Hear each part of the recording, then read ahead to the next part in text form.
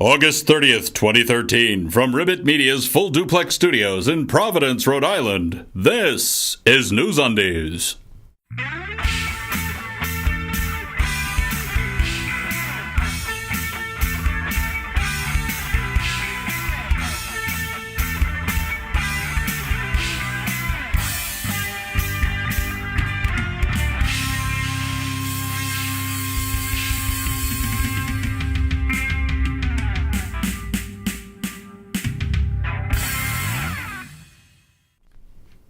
For August 30th, 2013, this is NewsUndies, all the news that shouldn't be news. I'm Paul Torville with these headlines. CNN, breaking news. Man dies at Olivia Newton-John's home. Okay. Well, that's unfortunate, I guess, but why do I need to know about it? Blade Runner Oscar Pistorius charged with murder, indicted. Can we stop talking about him now?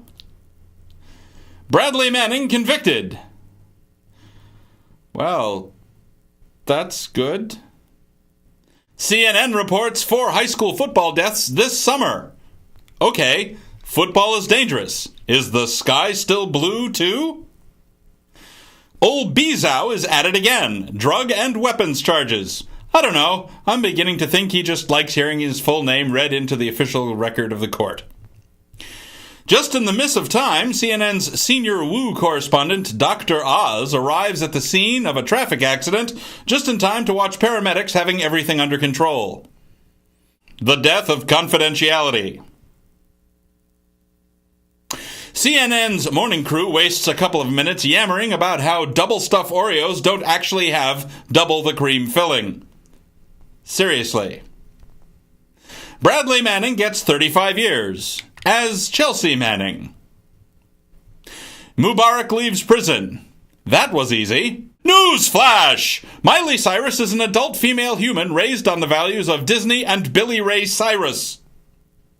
50 years since MLK March on Washington. Net change, roughly 0. When is religious freedom a bad thing? When it's in Wisconsin, apparently. CNN presents the history of twerking. Some folks think there shouldn't be a minimum wage. Others say it should be 2 or 3 times what it is now. How can we determine what is a reasonable living wage? Here's Paul Torville with your money. A recent study revealed that annual spending per inmate in prison works out to about $150,000. The United States federal minimum wage works out to about $16,000 a year. Am I the only person who finds this unfair and inequitable? How is it that attempts to warehouse our most undesirable citizens for less than $150,000 a year end up being cruel and unusual punishment, but forcing our desirable, law-abiding, and arguably hardest-working citizens to subsist on $16,000 a year is perfectly fine? I'm sure there are some parts of the country where $16,000 a year is a living wage. In most of the country, it isn't.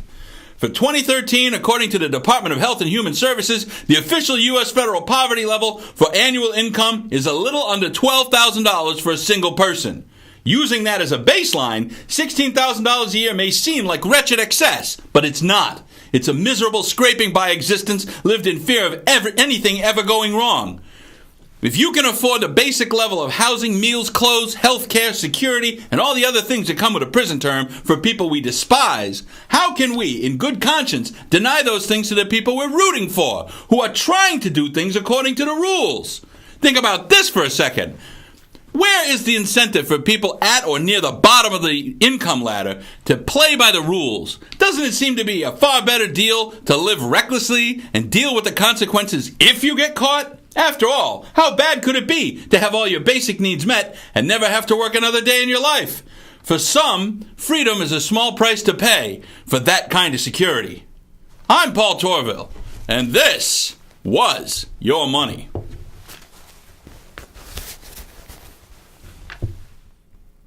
Good to know. Stick around. Coming up next, Because America Needs a Hobby. All aboard the Unpopular Express. And the surprises in popular music. For your upcoming wedding, bat mitzvah, or funeral, trust the professionals at Blah's Florist to create the perfect mood-appropriate arrangement. Your special occasion will be so much more special with a Blah's Florist arrangement. Blahs will help your memories be that much more memorable. Call or click today to order your unique and not at all sexually suggestive arrangement from Blahs Florist. Blahs, the florist you shouldn't fear.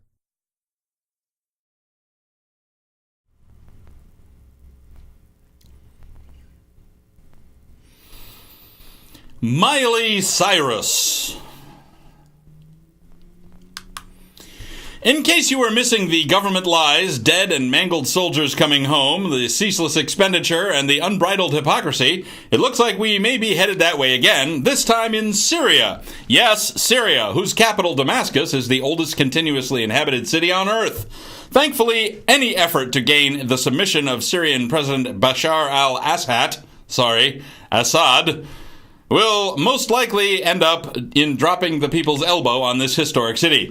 Since we did such a good job of preserving the historical heritage of Baghdad, let's elbow our way into this historic city and protect its artifacts, sacred places, and so on with our cruise missiles.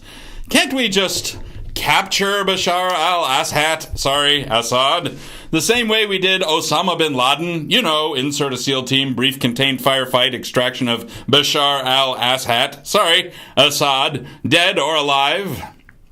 Seriously, if that's what we're after anyway, why bother with all the posturing and special effects? What are we, peacocks? Masons? If you have the ability to know the color and texture of my bowel movements before I do, and I'm pretty sure you do, PRISM! Then why not use it to save a bunch of money and a bunch of lives and a bunch of time and a bunch of ancient historical city things and a bunch of face and just surgically remove him? And if you fail, try again. Lobbing cruise missiles from the eastern Mediterranean is unlikely to produce the desired effect. It will produce a hell of a light show and make Raytheon happy. And really, isn't that why we're here? Louisiana Governor Bobby Jindal, the Roman Catholic convert from Hinduism, Baton Rouge native, and son of Indian immigrants, has a politically incorrect view of the origin of racism. He says the problem lies not so much with the people in the majority as with the minorities themselves and their reluctance to let go of their old world traditions, lifestyles, neighborhoods, and so on. If they would only dump their traditions and assimilate, they would face acceptance rather than rejection. Well, certainly some people will accept you no matter what, and others will reject you no matter what. For the rest, as unpopular as the view might be, it appears he may be onto something, and this is not just some white-bread Alex Jones nativist. This is a guy who knows something about which he speaks. This is a guy who's put some effort into assimilating, and has met with pretty fair success. Yeah, he's a Catholic and a Republican. And so he and I are not likely to see eye to eye on everything. But on this one, well...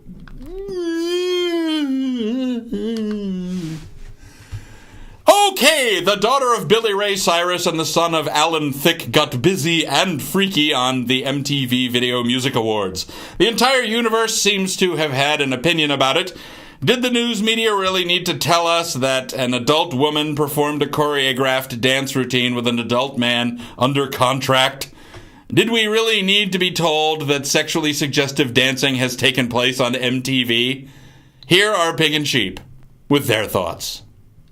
Yes, just in case you happen to be a completely innocent person arriving here from, someplace where you can't watch MTV, which is... my house.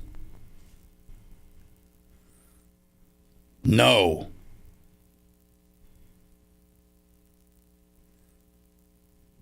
Well, that's what Pig and Sheep think. What are your thoughts? Email them to ovcomments@newsundies.com.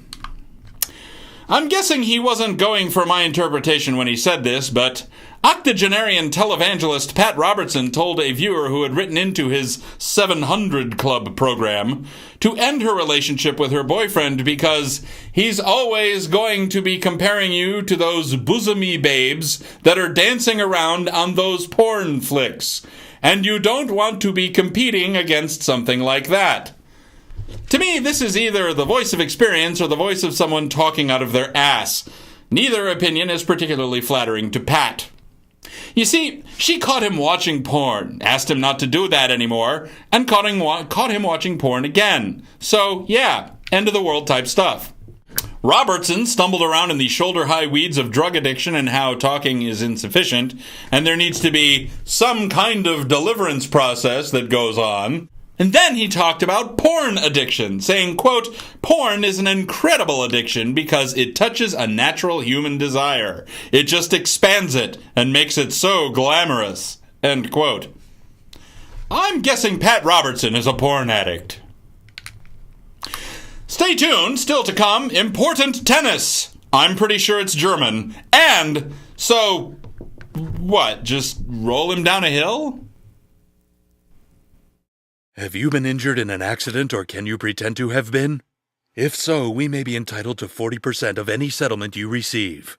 We're the law offices of Angry, Bitter, Vindictive, and Rosenblatt, and we've spent over half a century profiting from the pain and suffering of people who, in some cases, didn't even know they were suffering or in pain. At Angry, Bitter, Vindictive, and Rosenblatt, our attorneys have the skills and experience necessary to turn almost any activity into billable hours, and that means you can pay us more. Angry, Bitter, Vindictive, and Rosenblatt, specializing in personal injury, family law, product liability claims, and almost any other area where emotion weighs more than evidence. Angry, Bitter, Vindictive, and Rosenblatt, getting richer off your mild discomfort since 1955.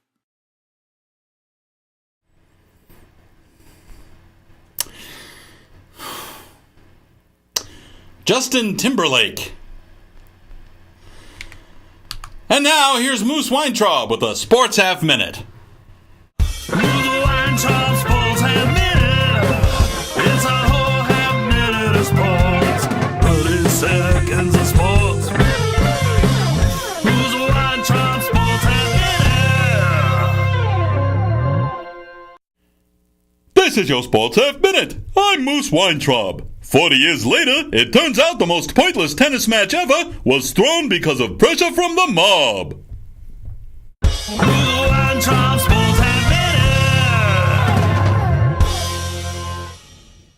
Thanks, Moose. Always a great report from Moose. San Diego Mayor Robert Filner has seen his share of excitement in his 70 years. He's been a member of the House of Representatives representing 2 different districts. He served on the House Committee on Veterans Affairs and some other stuff we're happy to stipulate. Then, as if torn from the pages of a Ron Burgundy script, Filner came under fire from 1, 2, 8, 12, 18 women as of production time for various weird and embarrassing things. More or less all of them count as sexual harassment. Despite the onslaught of accusations, Filner held his own. Then, rehab. Then, done with rehab. Then, Filner makes a deal with the city to resign. That's nice. Wouldn't want him to suffer any embarrassment or consequences or anything. Besides, I'm sure it's just a conspiracy. And finally, and I do mean finally, we all saw this coming, didn't we? Back in November of 2009, we did a fairly complete profile on Fort Hood shooting suspect Major Nidal Malik Hassan. Now, he's been convicted of all charges, and the 13-member jury has recommended the death penalty. So the convoluted rat's maze of religious accommodation hearings regarding his beard, and the court refusing to accept his repeated guilty pleas in the face of a death penalty case have all come to naught. In the end, he said he did the shooting. It was a little like the Whitey Bulger case, except Hassan didn't seem at all concerned about what would happen to him following his conviction as long as he got the death penalty. So, wishes do come true? Apparently. Well, that's all for this edition of NewsUndies. If you like this video, please like this video. If you have any questions or comments, stuff them in the comments below. If you see news that shouldn't be news, you can submit your story tips online at NewsUndies.com. NewsUndies is a weekly show. We'll be back on Friday, September 6th with fresh undies. Don't forget to subscribe to us on YouTube, like us on Facebook, follow us on Twitter, ignore us on MySpace, tell your friends, and buy NewsUndies kitsch at NewsUndies.com. Thanks for watching from all of us here at NewsUndies. Until next time, I'm Paul Torville. After that, I might be trying to get the image of masturbating Pat Robertson out of my head. No, I'll certainly be doing that. Where's the bleach?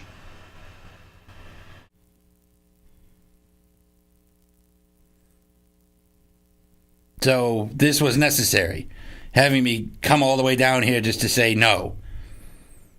Well, yeah, I mean, otherwise it wouldn't be authentic. You suck.